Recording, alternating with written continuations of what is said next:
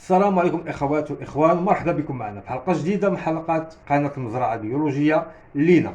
هذه الحلقه الاخوان غنتكلموا فيها على برنامج فرصه. كيف ما تعرفوا الحكومه المغربيه قامت بعده برامج كانطلاقه كفرصه وغيرها من البرامج اللي تستهدف الشباب حاملي المشاريع او الشباب العاطل عن العمل عامه.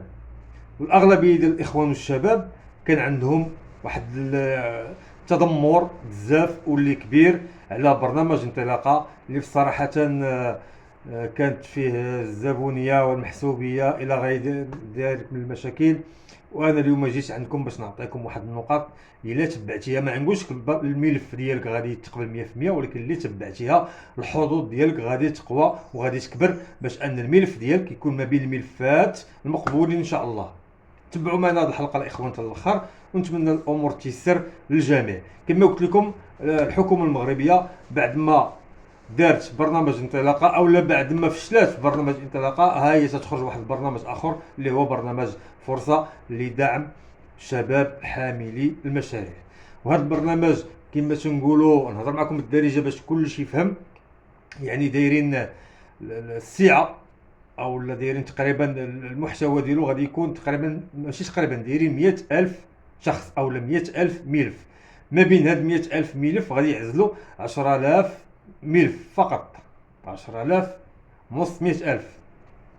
انا اليوم غادي نحاول نعطيك النقاط باش تكون انت من ضمن هاد ال 10,000 ان شاء الله. تبع معايا الفيديو حتى الاخر، وما تنساوش تدعمونا بلايك واشتراك. قناه المزرعه البيولوجيه لينا ديما تحاول تجيب لكم كل ما هو مفيد وجديد.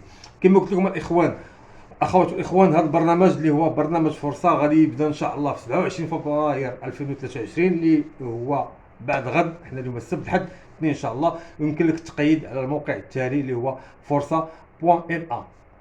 اليوم الاخوان غادي ندخلوا اهم النقط باش تقوي او تكبر الحظوظ ديالك، باش الملف ديالك يكون ما بين الملفات ان شاء الله المقبوله. ومن بين هاد النقط الاخوان حاولوا اول حاجه هذه تنقولها لكم على التجربه الشخصيه، من الاحسن يكون عندك او لا تكون عندك بطاقه ديال المقاول الذاتي، او لا تكون منخرط في واحد الجمعيه. هادو من النقط اللي مهمه اللي ما كانوش عندك. كما قلت لك راه يمكن الدوسي ديالك تقبل، ولكن الحظوظ تكون قليله. ولكن الا كانت عندك بطاقه المقاول الذاتي او لا تكون منخرط في شي جمعيه او لا عندك الوراق ديال الشركه، تتقوي الحظوظ ديالك. هادو كما تنقولوا حنا من الجهه القانونيه. وكاين واحد الشق واحد اخر اللي هو مهم بزاف حتى هو ان الحكومه او هذا البرنامج ديال الفرصه تعطي دعم، يعني تعطيك 10,000 درهم، يعني هي مليون ديال الفرنك. هذه كدعم تاخذها ما تتردهاش. ولكن المبلغ الاجمالي اللي غتستافد منه هو 100,000 درهم، هو 10 ديال المليون. 10 ديال المليون فيها 9 غتردها، وفيها مليون فابور كما تنقولوا كادو، ما غاديش تردها، ما غاديش تحسب لك. هذه من جهه اخرى من الاحسن تكون او لا من الافضل تكون المشروع اللي غادي تدفعو تكون ديجا بادي فيه.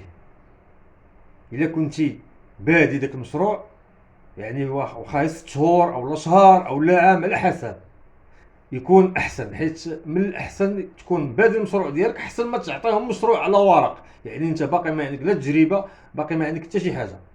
كاين فرق كبير ما بين واحد تيحط مشروع كما تنقولوا بسيده ورقه وما بين واحد تيحط مشروع على الواقع. يعني تكون انت ديجا بادي في المشروع ديالك، راه تدوز تيعيطوا لك، تدوز قدام واحد اللجنه تيسولوك شنو المشروع اللي بغيتي دير، تيسولوك كذلك تاع المنطقه او المدينه اللي انت فيها واش محتاجه للنوع ديال هذا المشروع اللي تتقول او لا اللي عطيتيهم. يعني تيلعبوا هما تيشوفوا واحد وجهه النظر ديالهم شخصيه. عندهم الناس تيكونوا دي زيكسبير، يعني تيكونوا مهتمين وتيكونوا فاهمين في اي مجال. فيما جيتم في الفلاحه يفهموا معاك، جيتم في التجاره، في كل شيء. يعني حاولوا الاخوان تدرسوا المشروع ديالكم من جميع النقط. انا حاولت نعطيكم النقط اللي مهمه ونعاود نذكرها لكم عفوا. هي ان تكون عندك البطاقه ديال المقاول الذاتي، او لا تكون عندك او مؤسس او داخل في واحد التعاونيه او جمعيه، او يكون عندك ورقات ديال الشركه.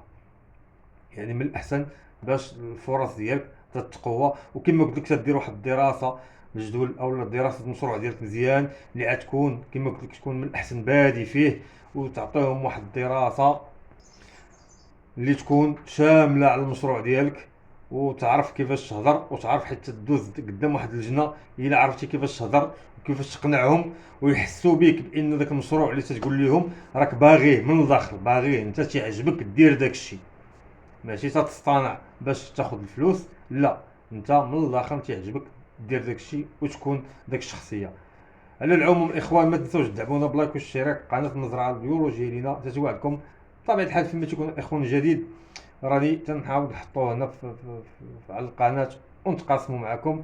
وهذا هو الدور الرئيسي والدور الاهم ديال منصات التواصل الاجتماعي، هو اننا نتقاسموا المعلومه بيناتنا. يلا تحياتي اخوان، السلام عليكم والتوفيق للجميع.